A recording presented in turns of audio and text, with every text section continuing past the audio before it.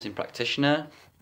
In this video I'm going to answer some questions. If you want to send in a question, please email me lewis@deephealingspace.com. Currently I'm doing the questions for free, but if you would like to make a donation to the channel so I can keep up this work, then please send me please use the link in the description to send in a donation. That would be much appreciated. Alright, cool, so let's get on to the questions. First question. In regards to my diet, my cooking has got better. I eat more vegetables now than before. However, there are a few things I want to check if it's fine to add them to the program. Could you please give your opinion on the following? Now, I always get a little bit wary when people say to me, is it alright for me to add things onto the program? If it was okay to add things onto the program, it would be in the program.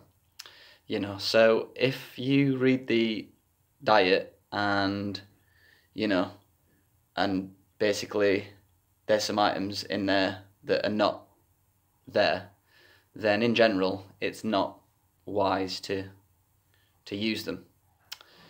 So this person says, when I get sudden hunger, I eat canned olives, green and black ones. We do recommend some olives on the program, mainly black olives. You know, depends how often you get a sudden bout of hunger. You know, I would recommend keeping some chicken on hand, for example. That would be better. Bit of chicken and salt, or a bit of turkey. There's actually an article, let me just try and find it.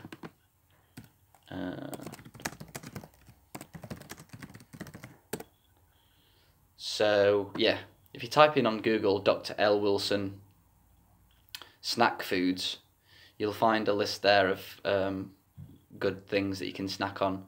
So he's mentioned, you know, blue corn chips, organic yellow corn chips, hummus, tahini, bean dip, almond butter, vegetable chips, freeze-dried vegetables, nut and seed butter, pesto sauce. So I would recommend trying to use them really over, yeah, kind of lots of olives.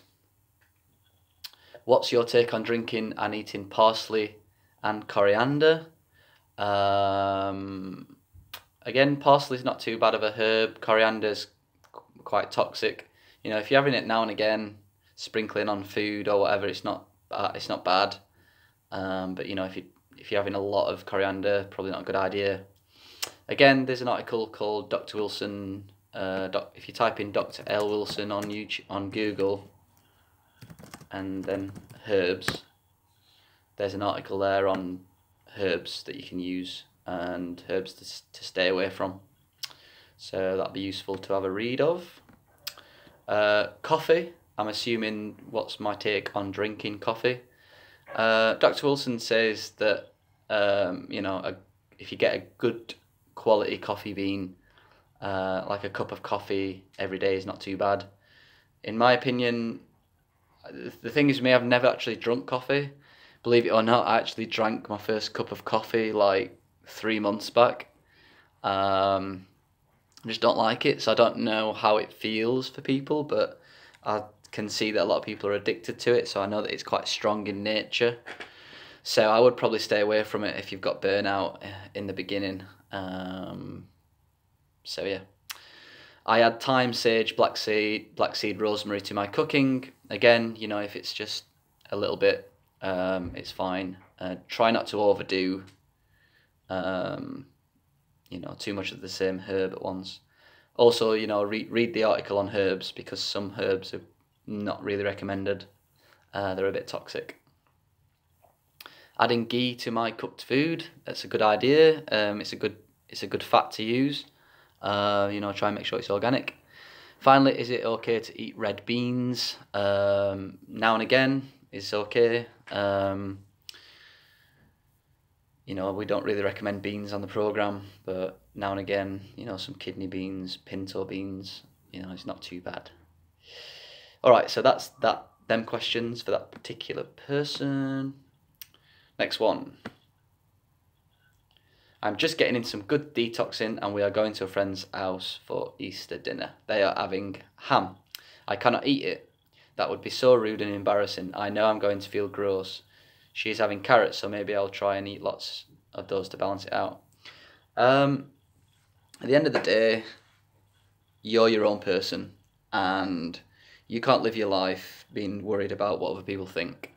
And if you can't eat ham, you can't eat ham. It's, you know, you got to, you know, eating food is probably one of the most intimate things anyone can do, you know, probably more intimate than sex in many ways. You're basically ingesting something that's going to become part of you. So it's super, super important to put in things that you want to put in there.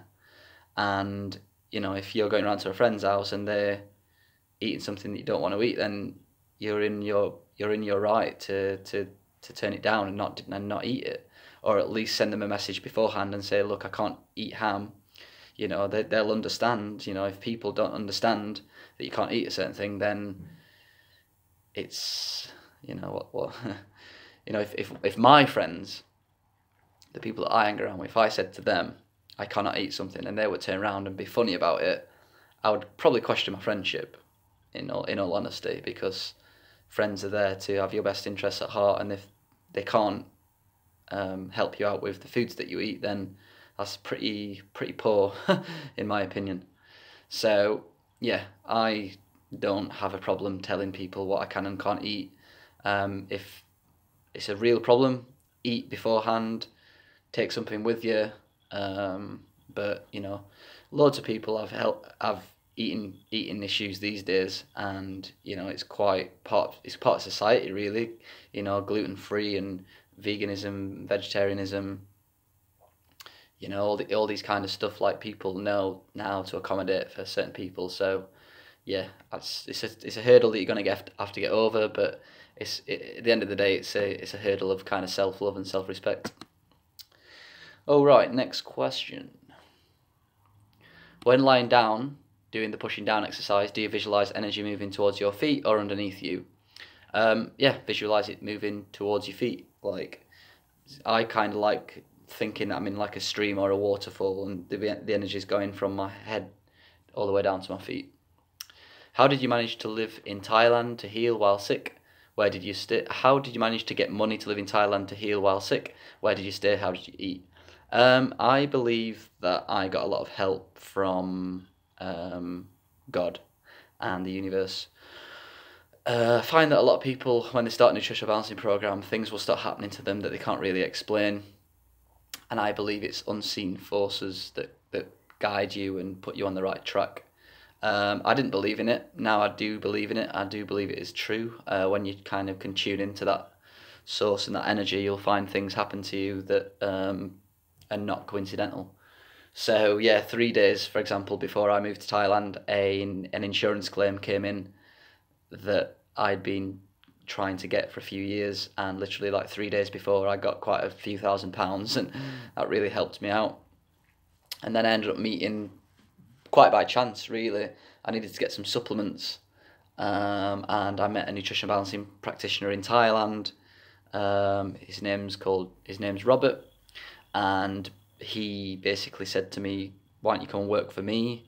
I need someone, I'm building a retreat. And I was like, well, if I can't heal living with a nutritional balancing practitioner, then I'll never heal at all.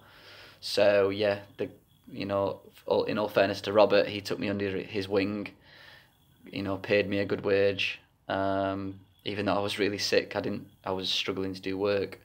So such as spaciness, acne, visual snow, heart palpitations, insomnia will heighten as the copper is released. All of these are super heightened for me right now.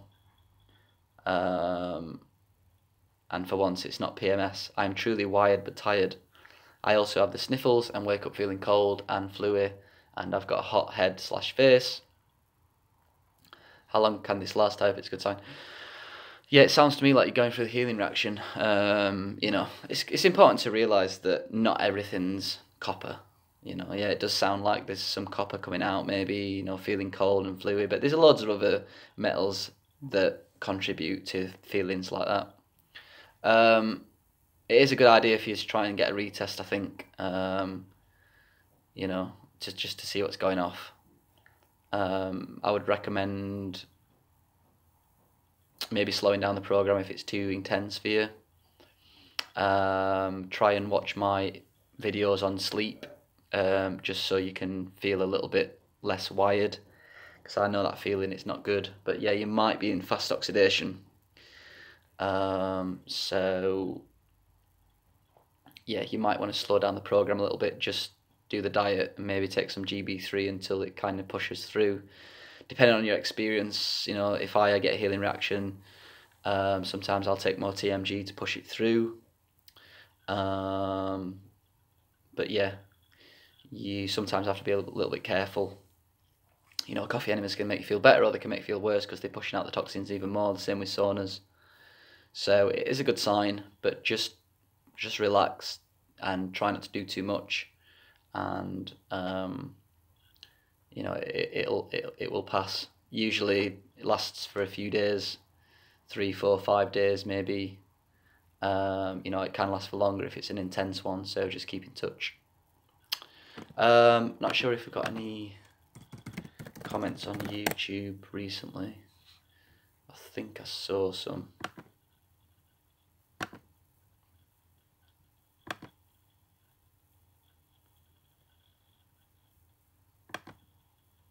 Let me see.